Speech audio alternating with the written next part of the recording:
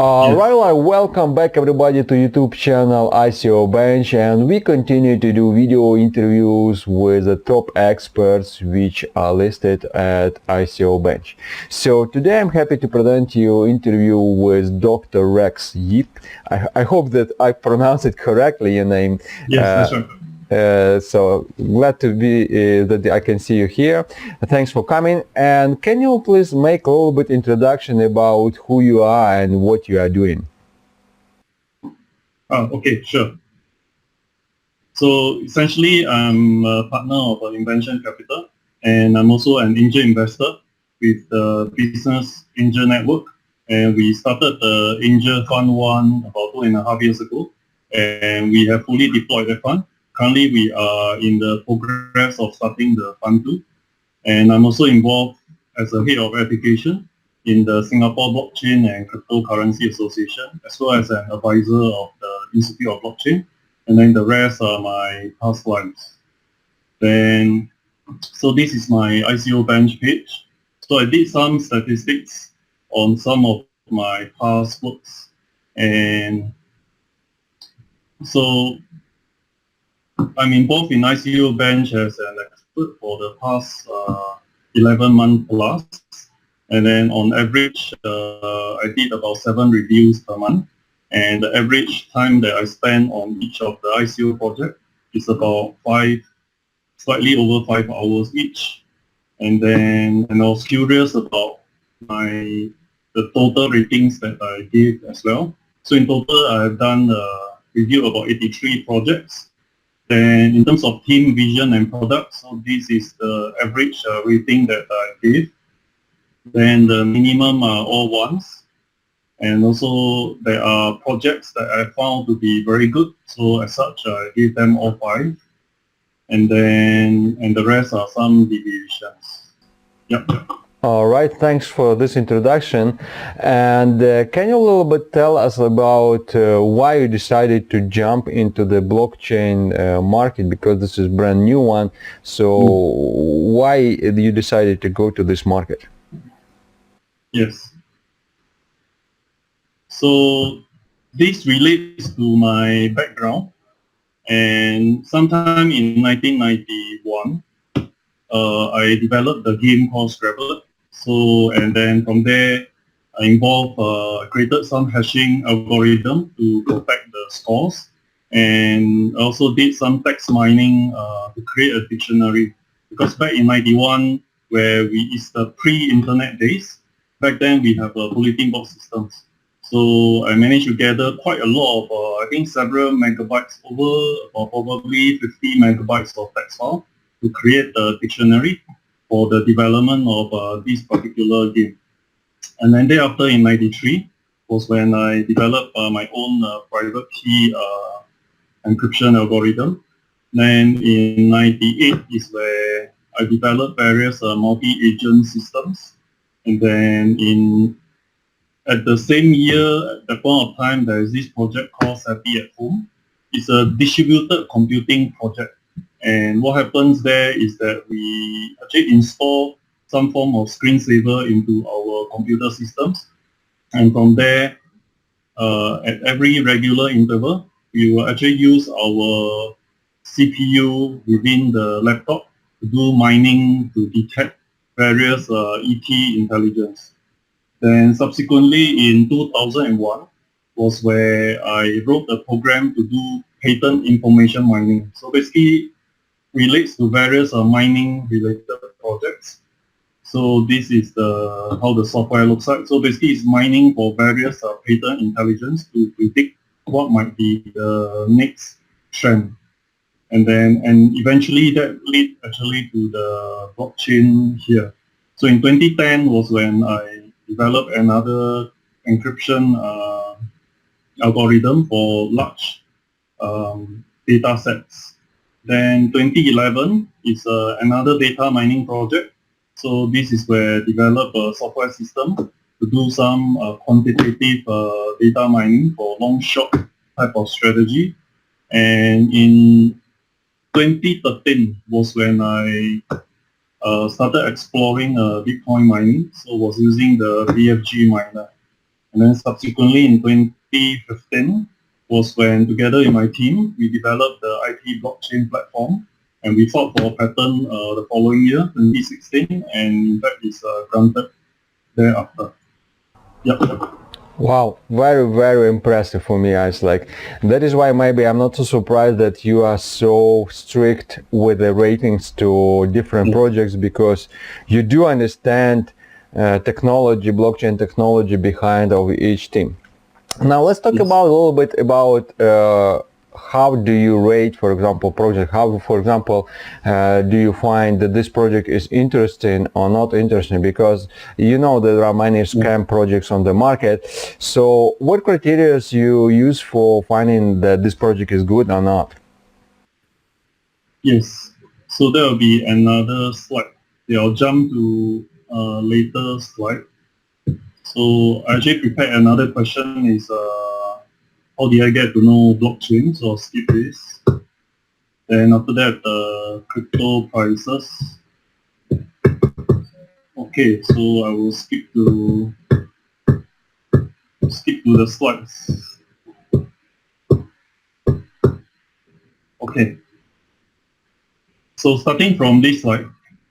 So typically in a business angel network session where we have a startup that comes for pitching, what happens is that for such project, we actually get to see face-to-face with the founders. And then after that, we typically will allocate 7 minutes for the presentation and then about 8 minutes for the Q&A. So it's usually during such Q&A session where we ask them various types of questions, including hard and uncomfortable questions. And then from there, we get to see how they respond to us.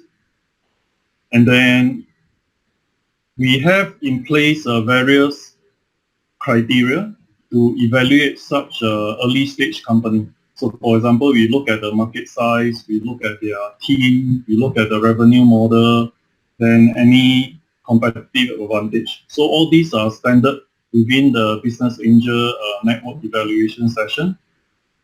However, for ICO projects, it's a different ball game altogether, because many of the ICO projects are not based within Singapore or our country. So as such, we need to come up with a different criteria. So this is a particular snapshot from a workshop that I have been conducting.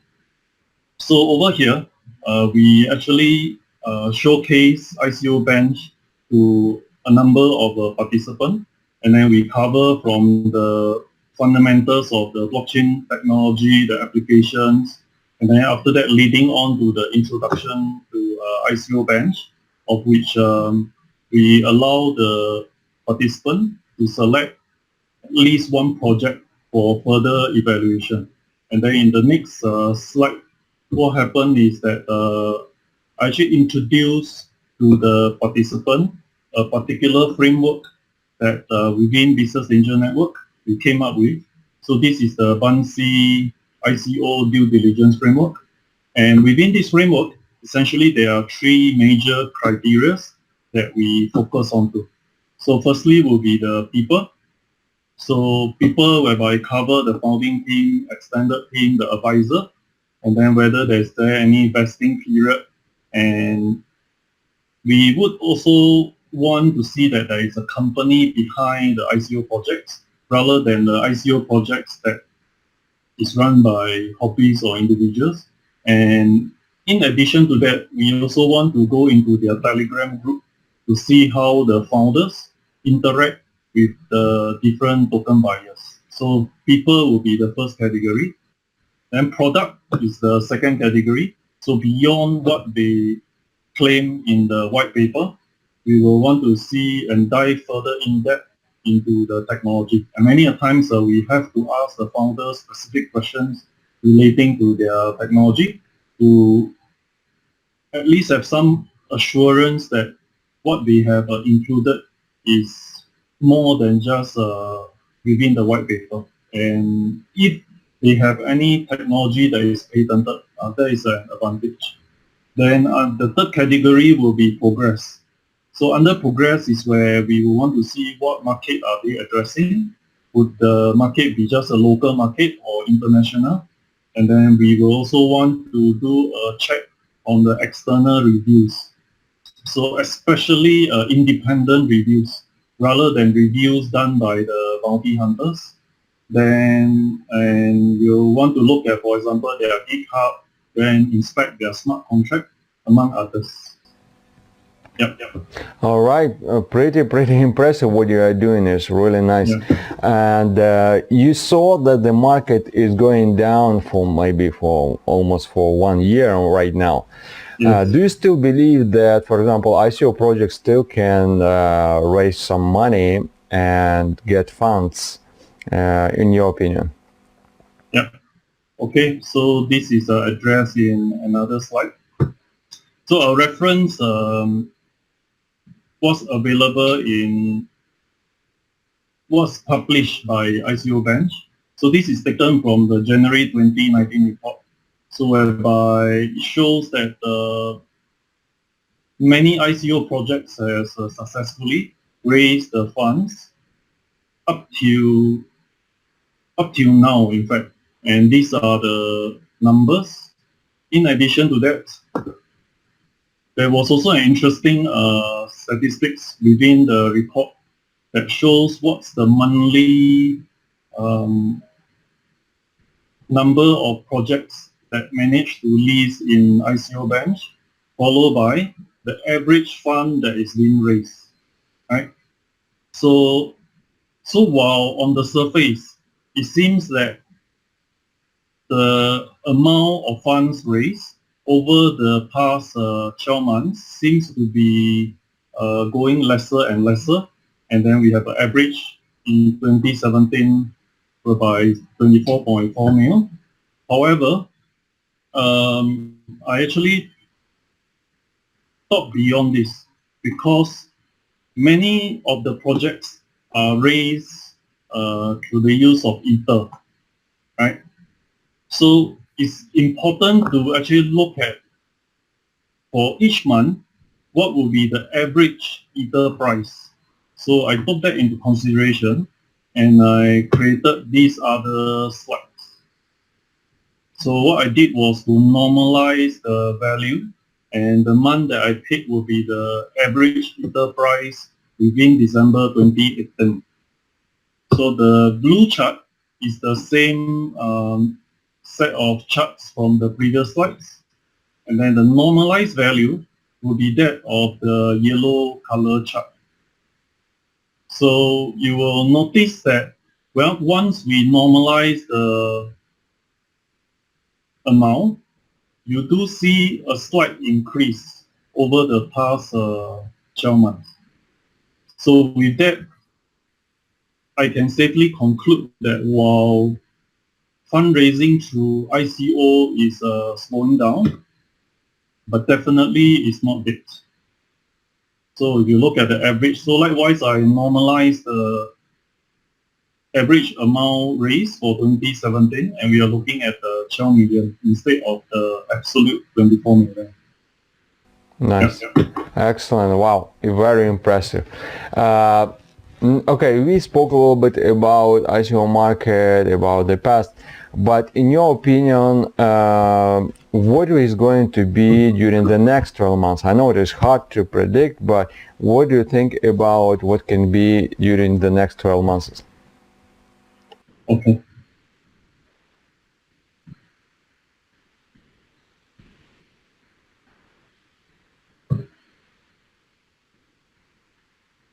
So this is a chart whereby you have the Bitcoin prediction by various well-known personality. So the Bitcoin price prediction range all the way from below 1,000 to close to, in fact, to 1 million, right? But that's their prediction. And then instead for me, I'm more interested in the blockchain technology rather than the crypto prices. So in this segment, I'll focus more on what's the trend for blockchain and crypto patterns. So this is a compilation. So on the left is the compilation of a monthly number of patterns that are out there relating to blockchain and crypto. And then we have a cumulative figure. So this will be the exponential curve.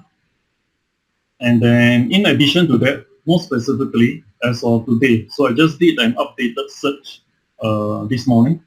So there are over 2,300 blockchain and crypto related patterns. And then what we are looking at is a visualization of these thousands of patterns. And you'll notice that it's mapped into 8 different regions. And then this, in this case, will be the selection of NASDAQ related patterns. So I do see a continuous increase in terms of the number of blockchain and crypto related patterns. Yeah. Wow. Thanks so much for your presentation, for this so valuable information. In my opinion, this is the best so far interview what we did in terms of the value what we just seen and the presentation what you did. So thanks a lot for Dr. X for coming to us for this our YouTube channel, for staying with us. And meanwhile, I want to remind you that don't forget to subscribe to our YouTube channel ICObench for such more great videos. Thanks again, and we're wishing you good luck with what you are doing.